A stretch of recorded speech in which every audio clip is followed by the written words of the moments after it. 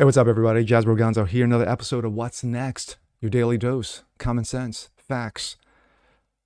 In the aftermath of the overturning of Roe v. Wade, of course, we saw our fair share of very intellectual people,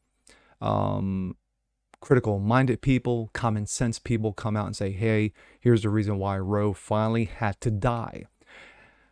And then, of course, you have those on the left. You had celebrity meltdowns. We're going to take a look at a few. Famous.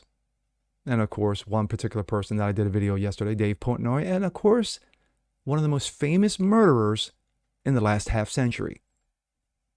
Let's take a look. This comes out of the Blaze. Celebrity men accidentally expose the dirty truth behind male pro-abortion ideology. Jason Whitlock tears into weak pro-choice men. As you can see there. OJ Simpson, Dave Portnoy, Samuel L. Jackson. As a movement, feminism holds an aggressive position on where the decision-making authority for abortion lies. But what if the my body, my choice mantra that appears to have empowered so many women has only benefited the pro-choice men? Often women are indeed pressured into having abortions by their parents, baby's daddies, political worldview, etc. A woman is the person who ultimately decides to climb onto the medical chair, place her feet in the stirrups, or take the abortion pill to end their baby's life. But women's willingness to assume all responsibility for choosing abortion allows pro-choice men to escape the guilt and criticism associated with the decision. As scumbag men, pursue their endeavors to have much unprotected and consequence-free sex as possible, women enable these weakening men, by mimicking their hideous behavior.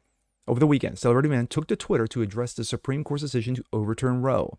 Samuel Jackson, Dave Portnoy, OJ Simpson were among those who sounded off in a show of solidarity with feminazis ideology. But while their words might have seemed to be, quote, pro-choice rhetoric, they were more likely pro-men. In this episode, of course, of Fearless, Jason Whitlock tours into the scumbag nature of weak-kneed, selfish men who care more about having consequence-free sex than her body, her choice. Most of these guys want to get laid, Whitlock explains.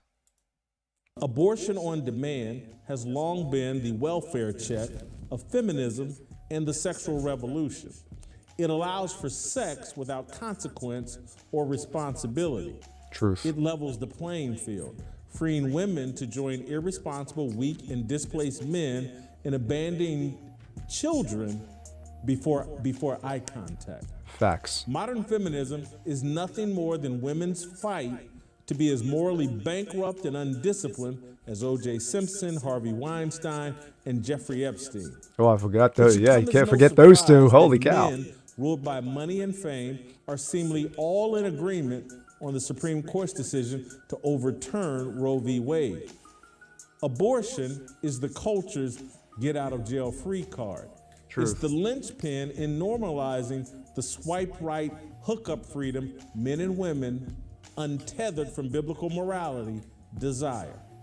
Friday's Supreme Court ruling unmasked the high-profile Sex Without Consequence coalition that ties OJ Simpson, Dave Portnoy, LeBron James, Samuel L. Jackson, Kyler Murray, Kendrick Lamar, and so many more. Wow. Celebrity men took to Twitter this weekend to share outrage over the court's decision I forgot about return Lebron. the abortion debate back to the states. OJ Simpson was one of the first people in. He dropped this video with his pro-abortion take. Hey, Twitter world, it's me, yours truly. Happy Sunday. Well, it's my Twitter site, so it's my opinion. Let's start with Roe versus Wade. I thought it was a horrible decision. I think women should have the right to decide what happens with their bodies, especially in cases of rape and incest. I'm a little surprised at some of these alleged evangelical women who have been speaking out against, I guess, abortion. Look, if you believe in God, you should know it's going to come down to whatever person and the Lord one day. So let's leave it up to him when that time comes. We all going to have to face him. OJ doesn't know what he's talking about. He's conflating the issue. The Supreme Court ruled that it's up to the states to decide abortion. Oh my God. It's not a federal issue. It's not up to the Supreme Court. Dave Portnoy, the founder of Barstool Sports, he called an emergency press conference on Friday to vent. Take a listen. Yeah. At what point do you look at the Constitution and say, hey, this was written by people who had slaves? Maybe not everything is exactly to a T in the Constitution. Like a million years from now, you're going to use a document written in the... It's just nuts. In what world? The world evolves. People evolve. Technology evolves.